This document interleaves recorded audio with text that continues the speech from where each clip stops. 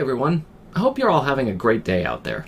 Ever since the announcement of Metroid Dread during Nintendo's E3 presentation, hype has been through the roof, with pre-orders topping the charts, special editions selling out mere seconds after going up, and social media discussions coming out the woodwork. Yes, it's an exciting time to be a Metroid fan once again. Heck, I'd go as far as to say it's my favorite first-party franchise from Nintendo, even more than Mario and Zelda, which is really saying something. But for those just peering in for the first time, it can be a bit overwhelming, as there are currently 14 games out there, with 2 more on the way. So how do we sort through all of this and pick a title to start with? Well, not to fear, I'm here to help. While I don't believe there's any one straightforward answer to this question, I will do my best to guide you through all 4 of the main series games, including their various remakes, and help you to decide what'll work best for your preferences. So strap in, suit up, and let's talk Metroid. With over 34 years under its belt, the Metroid franchise has had quite an extensive history, from its debut on the Famicom disk system in Japan, all the way to Metroid Dread now coming to the Nintendo Switch. And despite the series' evolution throughout those years, the basic formula that fans have come to love still holds true even now. While each Metroid game has its own set of features that make it unique in its own right, there are some elements that remain intact with each passing entry. For one thing, every Metroid game has you exploring a large space with multiple rooms that will usually require backtracking in order to complete your objectives. Within these spaces are hidden rooms, power-ups, abilities, different types of enemies, boss fights, and the like. The power-ups and abilities are what allow you to discover new areas to fight and destroy more enemies and bosses until you come to the game's finale. The good news is that no matter where you end up starting, you'll always have a good time. The games are never so polarizing as to make you feel like you won't be able to follow or understand them. In fact, it's part of their charm. You'll also notice that most people who have played all or most of these games will rarely ever hold the same opinion about what order to play them in. While that may seem frustrating to an outsider trying to decide where to start, it's also just a testament to how great this series really is. When people can't agree on which entry of a franchise is the best one, that's usually the sign of a good franchise. Let's begin at the beginning, with the original Metroid of 1986 for the NES and Famicom disk system.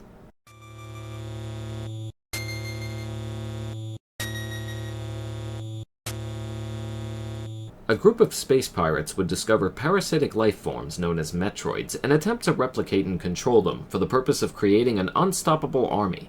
Sent to the planet Zebes for the purpose of hunting down the space pirates and taking down the leader of their operations, Mother Brain, bounty hunter Samus Aran would go it alone. The first entry in the series was, at the time, quite special and unique for a number of reasons.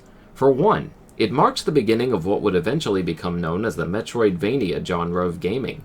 This was typically defined by exploration through multiple screens while using your abilities to search for and find more power-ups and abilities to help you reach other areas that were previously inaccessible. The game's varied ending scenes based on your completion time would also go on to become a staple of the series. Certain power-ups like the missiles, Morph Ball, and Power Bombs would also become series mainstays. Oh, and then there's the whole thing about Samus Aran being one of the first female protagonists in gaming history. If you're thinking of starting with this title simply for being the first entry in the series, you're likely to find it a pretty frustrating experience now. While it was no doubt influential for its time, as it did plenty for the genre, and these franchises have to start somewhere, it was obviously not made with modern gaming audiences in mind. Just like all other games in the main series and a few of the spin-offs, Metroid has you run through a giant 2D labyrinth maze with items, upgrades, weapons, abilities like morphing into a ball, and other kinds of secrets alongside enemies you must defeat to move forward. This is the very formula that would get continually tweaked and updated with each installment, and carry the series over the various generations of gaming. With that said, it's also one of the most difficult games to play. When you begin, you have a limited range for shots, meaning you can't even shoot enemies across the screen, until finding the proper upgrade for it.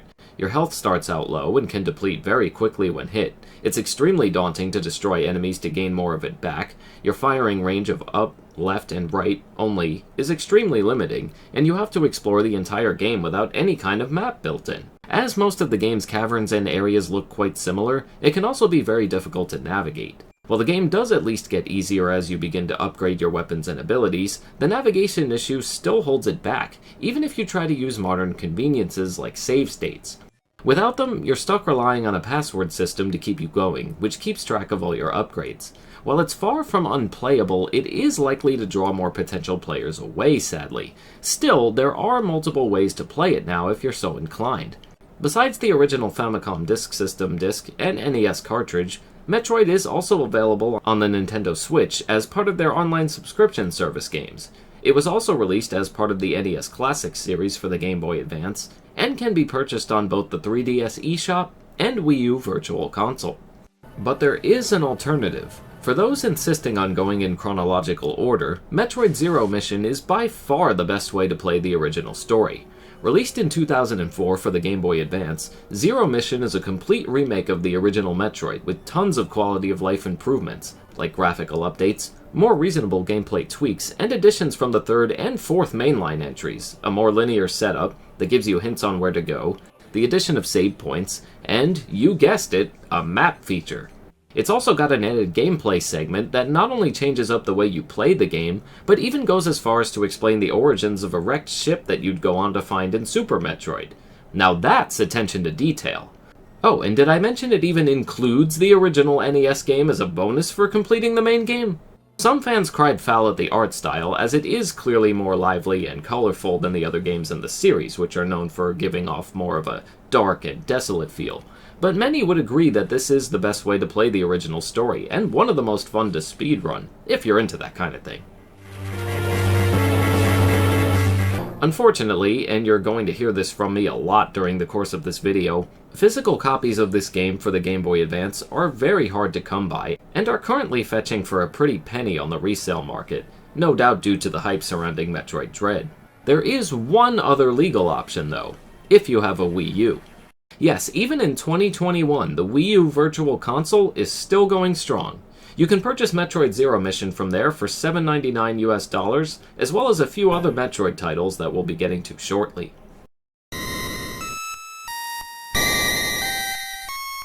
After the first Metroid came its sequel, Metroid 2: Return of Samus. This entry would have Samus reach the home planet of the Metroids, called SR-388, in her quest to find the remaining Metroids before the space pirates and exterminate them once and for all. Funny enough, this was the first Metroid game I ever played. While being released exclusively for the original Game Boy, Metroid 2 did feature a host of improvements over the original. For one, you were finally given save points, as well as places to restore your health and missiles. The difficulty was also far more balanced than its predecessor, making the whole thing have a calmer, albeit lonely feel to it. This entry would also mark the first uses of crouching and shooting while crouched, as well as the ability to jump and shoot down. It even includes the space jump, one of my favorite abilities, as it allows you to jump virtually anywhere in the entire game, so long as you get the timing right. There were also enhancements made to the Morph Ball, such as the Spring Ball, which would allow you to jump while in ball form, and the Spider Ball, allowing you to actually climb up and down most walls in the game. The gameplay was a clear improvement over the original, and was also highly important to the series as a whole. Its ending would go on to set up the other mainline sequels, Super Metroid and Metroid Fusion, making its place in Metroid history unquestionably important. But once again, this may not be the best place for newcomers to start with, and again, I'm saying that as someone who actually started with this one when I was younger. For one thing, you still have absolutely no map to speak of, and though the environments are far more detailed than the original Metroid, there are still a large amount of areas that look too similar and can be hard to keep track of, with a lack of music variety that also contributes to this feeling. Add this to the fact that some areas necessary to completing the game are ridiculously hard to find, and that recharging your health and missiles around the time of the final battles can be a serious pain, and you've got the recipe for this game. Still, as I said, it was a clear improvement over the original in just about every way, and may hold up better than some people were expecting it to. Aside from original cartridges, you can also purchase the game through the Nintendo 3DS Virtual Console for $3.99 US. If you do manage to find an original cartridge and can put it into a Game Boy Color or Game Boy Advance, you'll notice some nice additions to the game's appearance, such as Samus' armor appearing in full color. Funny enough, this game would also go on to receive a long overdue remake, though not necessarily in the form that gamers were expecting. The talk of a remake for this title began when a fan-made remake called AM2R, also known as Another Metroid 2 Remake, was in development. and fans began discussing why Nintendo had not bothered to make one for this game themselves. The fan remake was well received by Metroid fans, which only sparked this conversation further. As per the usual, at least in Nintendo's case, a cease and desist letter was sent to the makers of AM2R, forcing them to take it down. Not long after, Nintendo went on to announce that they were in fact working on a remake, now titled Metroid Samus Returns for the 3DS. This release is important for a number of reasons. While Yoshio Sakamoto was still on board as the game's producer, it was actually developed by a Spanish studio called Mercury Steam. Why is this important? Well, because they're the company developing the upcoming Metroid Dread. If you look at footage for both this game and for Dread, you'll quickly notice some similarities. On top of both games being in a 2.5D style, and allowing Samus to now aim in any direction, the remake also brought on the introduction of melee combat. While this idea was partly used as a counter-attack measure in Metroid Other M for the Wii, Samus Returns was the first game to implement it fully. While the timing was occasionally difficult to get the hang of, it did manage to change up the gameplay style quite a bit, and give fans a very different kind of Metroid game. And that's important to note, since all of these concepts will be worked on and expanded on further in the upcoming Dread. Just like Zero Mission before it, Samus Returns takes concepts and ideas from multiple Metroid games before it to give players a whole new experience while exploring SR388. You'll still encounter tools like the Ice Beam and Spider Ball, but you'll also receive weapons new to Metroid 2, like the Grapple Beam, and new techniques called Aeon abilities. These include the Scan Pulse, which allows you to scan the area around you for hidden items and pathways, and the Phase Drift, which allows Samus to temporarily slow down time. Another new addition to the game is teleport statues that actually help you fast travel between places you've already visited, saving you a large amount of time. And of course, just like Zero Mission, Samus Returns also contains an auto-mapping feature to help you keep track of your location. Boss fights are also much more involved than ever before, with a lot more strategy required to survive. Let's be honest with ourselves here. Compared to the original Metroid 2, Samus Returns for the 3DS pretty much looks and feels like a completely different game. And I'm not just talking visually. On top of the gameplay changes, the backstory involving the Chozo, an ancient race of bird people, was also heavily expanded on, even taking some of the mystery out of the original game. The whole game's plot was reworked in order to fit it in better with the other games in the series. I could understand some crying foul over this, as it really did change the game to flat-out unrecognizable for those who actually enjoyed the quiet and desolate feel that the original managed to give us. Still, as a longtime fan of the series, and someone who reads up on the lore of this series quite often, it was some pretty eye-opening stuff. I do have some issues with this game, though. For one, the melee combat, while clearly an interesting idea, was overused in this to the point of tedium. Having to sit back and wait for enemy after enemy to go after Samus made for a pretty daunting experience as time went on. To add to this, some features of the game were locked out if you failed to get the amiibos which were released at the time. These features include a gallery, showing how closely the remake resembles the original Metroid 2, and even a new, harder difficulty called Fusion Mode. Leaving these features out for anyone unable to acquire these amiibo is a pretty lousy move, and I can't say I support it. It also didn't help that a large amount of fans actually preferred the fan remake over this one. While I grew to enjoy both for completely different reasons, I could at least see where those fans were coming from. Anyone who was looking for Metroid 2 to get the same treatment as Zero Mission did for the original Metroid pretty much got it with the fan remake, while Samus Returns felt more like its own separate thing, barely clinging on to what set Metroid 2 apart from the other entries in the first place. It was all very interesting to see in real time as both of these came out.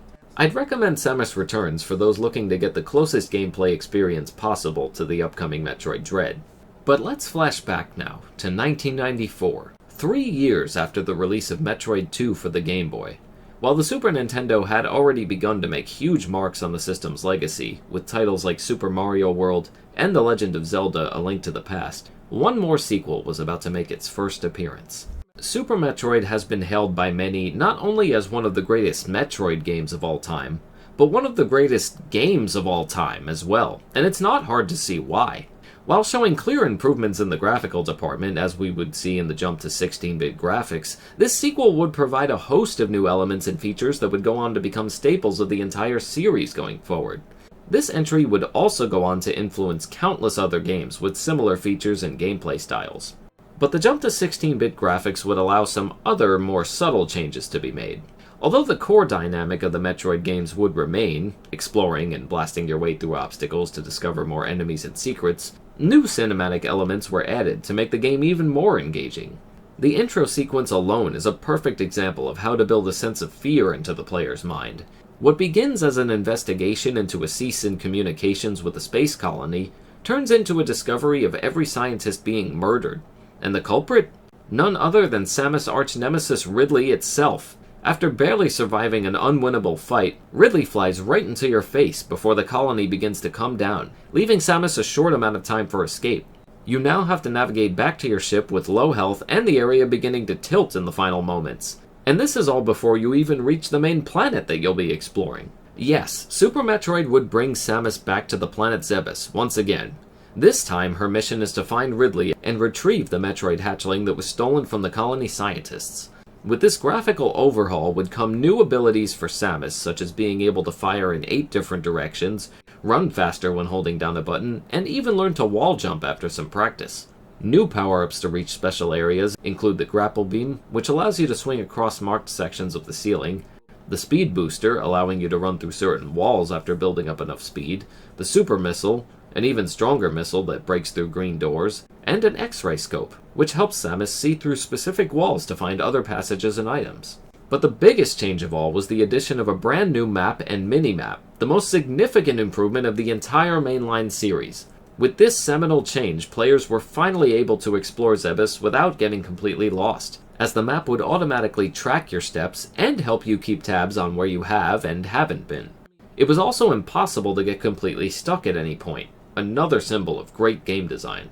One other change that may be far less noticeable to new players is the way the developers help to guide you through parts of the game. While you are completely free to explore the planet as you see fit, you are also given little hints here and there about which way you should be going once all is said and done. It's a masterful approach, giving the player a bit of help when they need it, without sacrificing their ability to look around and do things at their own pace. This entry would also mark a major upgrade in the boss fight delivery. When you saw Kraid and Ridley back in the original Metroid, they were pretty small and fairly simple to take down. Here, it's quite the opposite, especially if we're talking about Kraid's new appearance. Now, while this is no doubt the most important and most iconic entry in the franchise, there are a few elements that do not hold up as well in modern day, which I'll mention here. For one, Samus's movements can be a little floaty, especially when you're trying to land those more precise jumps, only to miss and roll away. This is especially true when it comes to learning both the wall jump and the space jump, which can only be mastered by practicing again and again.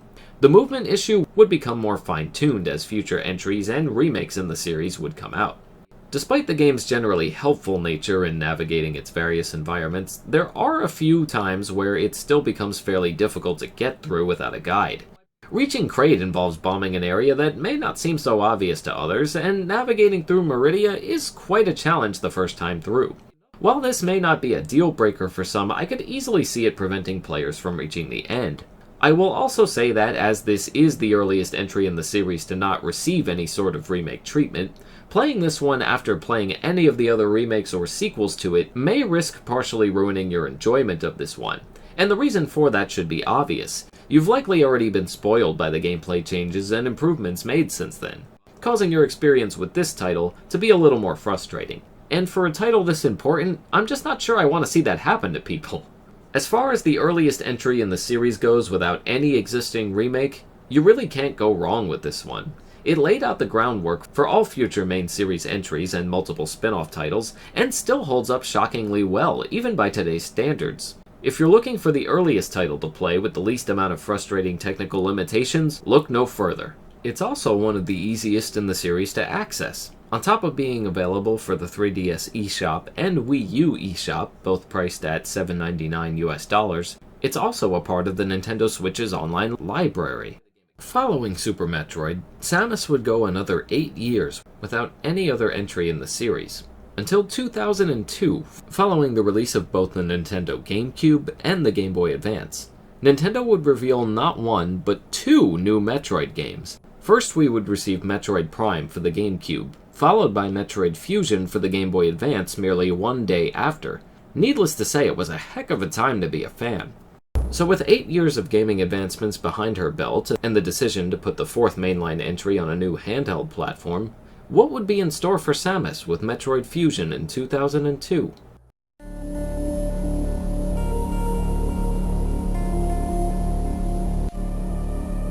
Sent back to the surface of planet SR-388 on a research mission, Samus is attacked by an unidentified organism later known as X. She attempts to make her way back to the Galactic Federation, but falls out of consciousness after we learn that the creature has infected her central nervous system, and crashes the ship.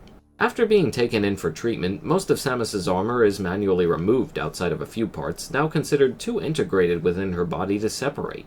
She is also given a vaccine, taken from none other than the cells of the infant Metroid she once discovered on the same planet as this new creature. It also now allows her to absorb the X itself. Things only get rockier from here as an explosion goes off somewhere in the BSL station Samus was brought aboard, and she is now sent to investigate, despite her new handicaps. As you can immediately see, this entry is far different than any before it, and for a number of reasons. The first is the game's structure. Instead of going the full-on open exploration route of its predecessors, Fusion locks you in with a more linear and focused approach, while still giving the occasional moments of open-endedness. It's also far more story-driven, with frequent points of dialogue and exposition, something the previous entries rarely focused on up to this point. But the biggest difference of all is the atmosphere. This game is, in a word, creepy. Really, really creepy. While Super Metroid certainly had its share of unsettling moments, Fusion would turn that dial up to 11, putting you not only in a position of weakness and vulnerability, but locking you into a space station with what is essentially a perfect clone of Samus in her top form, looking to find and destroy you. Although most of Samus's upgrades in this game are the same or slight revisions of classic pickups, the game did add more quality of life changes, such as granting Samus the ability to grab ledges, as well as improving on the floaty nature of her movements, which I discussed in my segment on Super Metroid. But the major changes made to Fusion, such as the linearity and more focused storyline and dialogue, were no doubt bold and risky at the time. I'm happy to say that for many, with myself included, those risks paid off, giving us an experience that was unlike anything that had come before it. I'm not so sure I'd go recommending it as your first Metroid title, and the reasons for that are pretty simple. For one thing, while this game's change in approach from the previous entries in the series helped it feel fresh and unique, it ended up breaking quite a few of the conventions we'd come to know the series for, as the forced linearity in places, and large amounts of dialogue and cutscenes taking away from the show-don't-tell approach, end up making this feel like quite a different beast, and one that may not be seen as a proper representation of the series up to this point. Though fans should take note that all trailers and footage for Metroid Dread so far suggest that this may be the very direction that the series takes going forward. With that said, I adored just about everything this title had to offer, as the unfolded mysteries and unsettling nature of the game's ending only made me all the more excited to see what would happen next once Metroid Dread hits the shelves. Aside from the original cartridge, and like Zero Mission before it, Metroid Fusion can be purchased from the Wii U eShop for $7.99 US. As you can see by my coverage on these titles, there is no obvious or straightforward answer on where to start, as in the end, it will only come down to someone's personal preference. If you are insistent on starting the series in chronological order, then Metroid Zero Mission is the way to go. If you're looking for a title closest to the upcoming Metroid Dread, then Metroid Samus Returns will be the proper choice, as many of the gameplay techniques implemented here will be tweaked and expanded on for the sequel.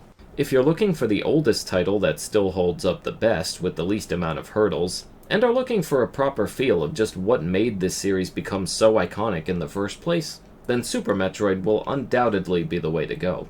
If you're looking for the most story given to you in one place to prepare you for the upcoming Metroid Dread, then Fusion will certainly fit the bill, as it covers all of the events leading up to the next game, and gives you an idea of what the overall structure of Dread will be like. But as I said before, the beauty in this situation is that there's no wrong or bad way to start, as each entry will keep you caught up with current events, and never make you feel as if you actually have to play all the oldest games in order to get the full picture of what's actually happening. I only hope this information will help you choose the one that works best for you. And there you have it. While there is no one-size-fits-all answer for which Metroid game to go with, I at least hope this video has helped you in making that decision, and knowing where to go from there. Metroid as a franchise will always have a special place in my heart, and I couldn't be more excited to see more people getting into this legendary series for the first time. And that's gonna do it for this video. Thank you all so much for watching, and I hope you've enjoyed learning more about this iconic franchise. If I get the time, I'd love to make another video focusing on all of the spin-off titles as well. If you're feeling generous, please consider supporting my Patreon, where awesome people like Brandon, CeeLo, Andrew, and Jonathan all help to keep this channel going. Until then, take care, and happy gaming!